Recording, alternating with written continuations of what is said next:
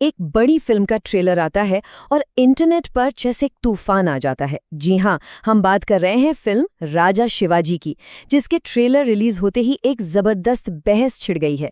तो आज हम यही समझने की कोशिश करेंगे कि आखिर क्यों एक एक्टर की कास्टिंग को लेकर दर्शकों में इतना गुस्सा और इतनी राय बटी हुई है।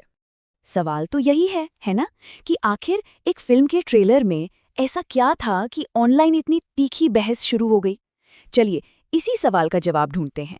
तो हुआ ये कि इस सोमवार को एक बहुत ही महत्वाकांक्षी फिल्म राजा शिवाजी का ट्रेलर आया, जिसका सबको बेसब्री से इंतजार था।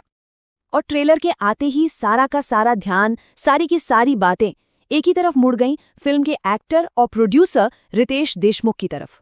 वो छत्रपति शिवाजी महाराज का किरदार निभा रहे हैं और बस इसी बात पर वो लोगों के निशाने पर आ गए।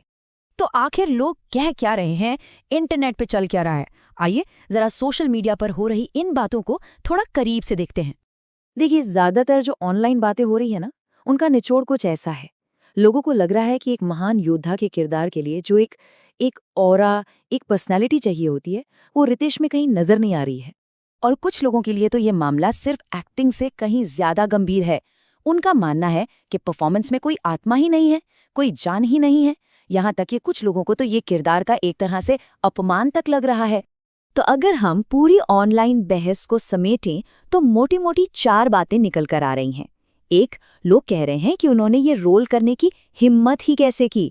2, उनके अभिनय में वो गहराई नहीं दिख रही। 3, बहुत से लोग किसी और एक्टर को इस रोल के लिए बेहतर मान रहे हैं। और हाँ, आखिर में फिल्म के VFX यानी विजुअल इफेक्ट्स पर भी काफी नेगेटिव कमेंट्स आ रहे हैं। अब इस पूरी आलोचना के बीच में ना एक शब्द है जो बार बार घूमकर सामने आ रहा है, ग्रेविटास, या जिसे हम कह सकते हैं गंभीरता। चलिए समझते हैं कि इस एक शब्द पर ही बात क्यों अटकी है। तो देखिए, असली पेंच यहीं फंसा है। एक तरफ है रितेश देशमुख, जिनकी पहचान ही कॉमेडी किरदारों से बनी है, जिन्हें हमने हमेशा हंसाते हुए देखा है। और दूसरी तरफ है छत्रपति शिवाजी महाराज जैसा ऐतिहासिक किरदार, जिसके लिए एक खास कद, एक वजन और गंभीरता की उम्मीद की जाती है। बस लोगों को यही कॉम्बिनेशन कुछ हजम नहीं हो रहा है।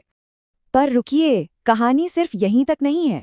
अब इस पूरे मामले में एंट्री होती है तुलना की, यानी कंपैरिजन्स की, और इसने इस बहस को और भी पेचीदा बना दिया है। और सबसे पहली और सीधी तुलना हो रही है एक्टर शरद केलकर से। केलकर ने पहले एक फिल्म में यही किरदार निभाया था और अपनी दमदार आवाज और मौजूदगी से सच कहें तो एक बेंचमार्क सेट कर दिया था।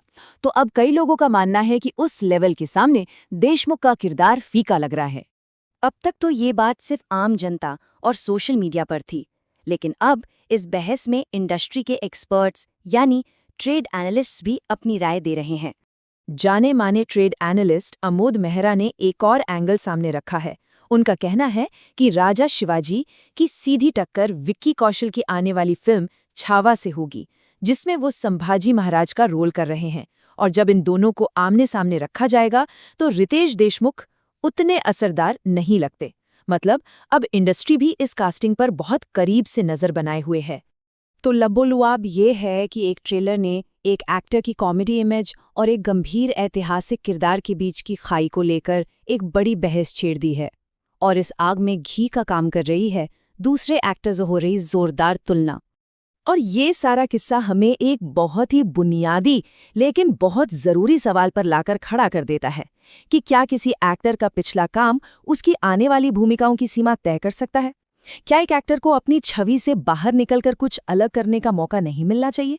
या फिर कुछ किरदार इतने बड़े और सम्मानित होते हैं कि दर्शक उनमें किसी भी तरह का कोई समझौता करने को तैयार ही नहीं होते?